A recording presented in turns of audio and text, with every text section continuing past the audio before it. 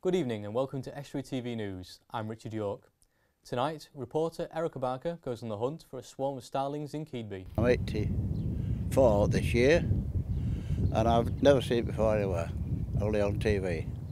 And joining me in the studio is Surinder Karuna, Chairman of Communities Together. But first it's over to James Dunn for a roundup of the news headlines. Hello, and in the headlines today, if you're looking to quit smoking, today is the day to start. And too many people who rent their homes are too scared of eviction to ask landlords to fix a problem. But first, Fisheries Minister George Eustice said what he saw in Grimsby yesterday was a vote of confidence for the future of Britain's fishing industry.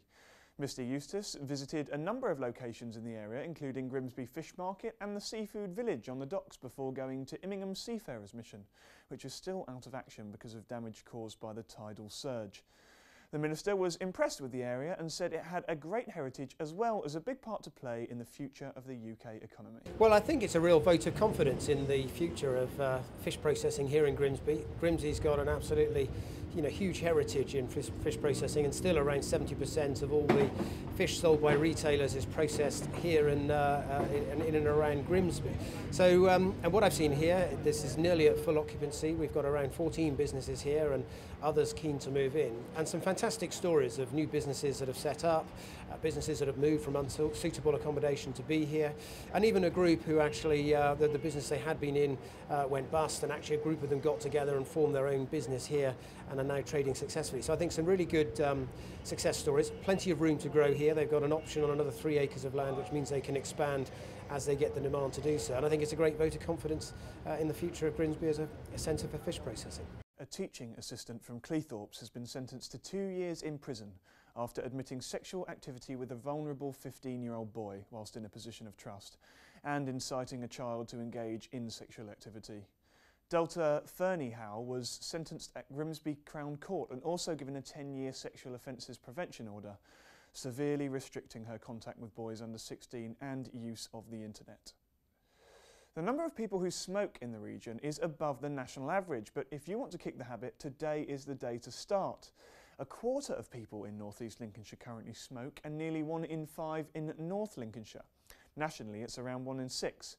It costs the NHS £2.7 billion a year to treat smoking-related diseases such as lung cancer and chronic obstructive pulmonary disorder, or COPD.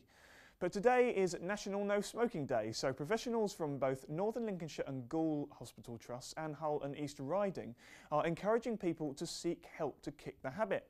To find out what help is available, contact your local trust or visit website www.freedomfromsmoke.co.uk. Thousands of renters in the region are suffering with problems in their homes because they're too scared of eviction to ask their landlord to fix them.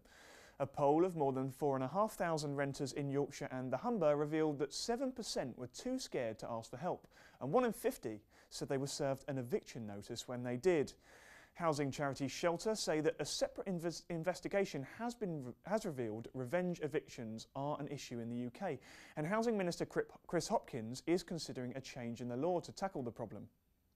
Hull City Council has formed a partnership with Hull and East Riding Lesbian, Gay and Transgender Forum to promote the city's Pride event. The partnership hopes to make it a truly international and family-friendly event from 2015, ahead of Hull becoming City of Culture 2017. East Lindsey District Council is calling on people living in and around Louth to discuss the future of the livestock market. The council is currently marketing the site as available for redevelopment and inviting expressions of interest from developers. A scrutiny panel has been formed to explore issues relating to the site, but if it is redeveloped, the council says it will provide another facility for the livestock market. Find out more and how to have your say on the council's website. Now, it's Saturday night, you're out with friends and the colourful cocktails look extremely tempting, but you're driving. What should you do? Well, North East Lincolnshire Council's road safety officer thinks you should have a mocktail instead, which is something that looks exactly like cocktail but doesn't contain alcohol. The authority is now handing out leaflets suggesting drinks like the Elderflower Spritzer and the Berry Breezer, which taste great but won't put you or others in danger on the roads. It's a mocktail. This is basically a cocktail without the alcohol content. There are some really refreshing drinks that can be made and made look special as a normal cocktail, but without the alcohol. Therefore, you can still go out, have a nice drink, be a part of the social culture, but not putting yourself and other road users at risk. It's not so much a new thing, however, it's something that we're looking to push out more into the communities. A lot of young people go out and they'll drink the Alka-Pops because it looks good. They have trendy colours. Why not have a trendy glass with a trendy colour, but no alcohol in it? That's all for me. See you next time. Now, we received a call from a resident in Keadby saying he could see a spectacular view out of his kitchen window. Over 1,000 birds. Our reporter Erica Barker went to see if she too could spot them, but it seemed a bit more difficult than at first thought. Around 1,000 birds take to the sky each night. That's according to residents in Keadby. John Clark from the area was my trusted guide as I went along to find out what all the fuss was about. What's it like to see a sight like that? Well, it's marvellous. Nature, isn't it? Anything that nature does, it is marvellous, isn't it? You know. So I think most people like nature and things like that, don't they? Yeah. And what time do they normally come out? Well, it's 20 to 5 now. There might be another 5-10 minutes. Starlings are known for spectacular aerobatic displays, and we waited. And waited, along with the local birds who managed to bag the best seats in the house. Where do you think they've got to, John? No idea. Well, I normally let birds down myself, but I've been let down by a bird before. No, my luck's run out. Oh, there's something there. Oh, after they're going home, look, they've had enough. Come on, where are you? As the sun went down and our hands turned blue, we started to give up and the camera went away. But the huge swarm called a murmuration didn't leave us disappointed.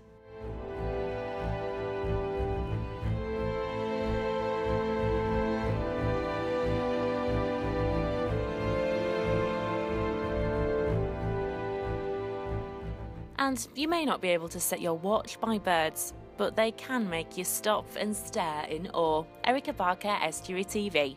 Now, my guest in the studio today is Surinder Karuna, Chairman of the Communities Together group in North East Lincolnshire, and Jane O'Flynn, Team Manager at the Bert Boyden Health and Wellbeing Centre, and is part of the Care for All organisation. The group comprises of people from different cultures and local organisations working together in the area. At the end of this month, they are holding a Diversity Day in Immingham. Now, how are you doing? Well, that's great. So, tell me about the Diversity Day then. What can people expect from the day itself? Well, Communities Together have been celebrating Diversity Days all over North East Lincolnshire. Its aim is to bring people of different cultures together and see different cultures and different dances, etc., being celebrated, different arts being celebrated. But we have never done a Diversity Centre in Diversity Day in Immingham. Mm-hmm. And this is the first time we have partnered with Care for All to actually do a Diversity Day in Immingham. Fantastic. Right. So on the day there's a fantastic program. Yep. Right. And it's the first joint effort we are running on such a day. So there's going to be Bollywood dancing, there's going to be various different types of cooking. I'm sure, Jane, you can enter some more. I can indeed. We're really, really excited to be working with Communities Together at the Bert Boyden Centre. It's a real opportunity to engage with communities within Immingham. On the day, as Surinder said, we're going to be offering a Bollywood dancing workshop. Also, there should be some Chinese food tasting, an Indian food tasting workshop. We'll have henna painting, face painting. We've also got some drummers who will be at the event as well. So it should be a really, really, really good day and a fantastic day for all families to come along and enjoy. There'll be refreshments on the day. So please come along. Yeah. So why do you think then is it so important to have these sort of days and have especially at the centre in Immingham where you've never been before? Why is it so important to do this? I think with Burt Boyden, where it's placed in Immingham down Carver Road, I don't think people sometimes know that it's actually there. And it's a lovely centre. So having these sort of days and having this sort of diversity, it brings people together, it makes people understand different cultures and breaks down barriers, and would you say? Yeah. And that's what we're trying to do. Okay. So we've involved some of the local schools as well by offering them to take part in an art competition. So there'll be a competition for those schools during the day, which will be really nice.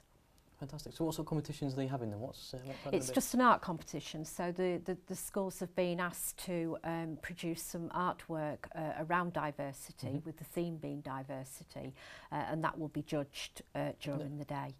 So do you think then, obviously you're saying that the minority groups are quite small in this area, do you feel that they have a voice, or people don't recognise them as much? Why these sort of things are so important to bring everyone together? We are doing a number of things. So for example, we are very focused on hate crime, and quite recently we have started a training program for our local police officers on diversity training and cultural awareness training. And we feel that if people understand each other better, they appreciate the differences, we'll have more unity, etc. in Northeast Lincolnshire, and that's what we are focused on. Some of the events, we have been doing such events now for 8-9 years, and they have been very, very successful. Our biggest event was the Mela that we held at Meridian Park last year. And when we were planning for it, you know, on that day you could see an Indian Elvis, right, a Bhangra band, right, and a Sikh martial arts, all on the same day, along with the Scottish bagpipe. You wouldn't get those type of variety in the musical, right? And when we were planning the event, we thought 3,500 people, it would be a very successful event. And as it happened, we had over 4,000 people attend the training, attend the day. And the big one, next one, and maybe it's the right time to plug it to the 3rd of August. Right, we're doing it at the Meridian Park again, and hoping it to be even bigger and more successful event. But the feedback that we got from all of the communities was tremendous in trying to really understand what different cultures were about. Fantastic. And obviously, like you say, then the events in previous have been really successful. People have really enjoyed them. Well, we have had events in Grimsby. We have had events in Cleethorpes. We have celebrated various events like Diwali, Chinese New Year, and the Sikh Vaisakhi, and they've all been very, very successful events. And we were very good at bringing public to those events. And then last year we decided that no, rather than bringing public to the events, let's take the events to the public. Okay, which is why we did the Mela at Meridian Park, and it gets a lot more attendees and a lot more presence. But there was Northeast Lincolnshire is a geography which is difficult sometimes to understand. Right, you got virtually 3 separate towns. Right, so when we're doing this, you know, so people say, yeah, you've done Grimsby and you've done Cleethorpes, but you're doing nothing in Immingham. And therefore, when Care for All approached us in this partnership and try and bring the Burt Boyden Centre to be used more frequently, we thought it was a fantastic opportunity to bring the two together. So we are hoping that it will be a very great day and a very successful day. That's great. So, like I said, it's going to be a great, successful day, lots going on, and people just come down and see what's going on. Absolutely, I mean, the people in Immingham, please come. Very, very welcome. We'd love to see you. The more people that come will make that day a success. Thank you very much for your time. Thank you very much. We've really enjoyed your time here today. Thank you very much. That's great. Thank you. Well, that brings us to the end of another programme. We love hearing from you, so send your news stories to news@estuary.tv or tweet us at estuarytv, or drop us a line on Facebook, or even give us a call on 01472 315 561. Until tomorrow, goodbye.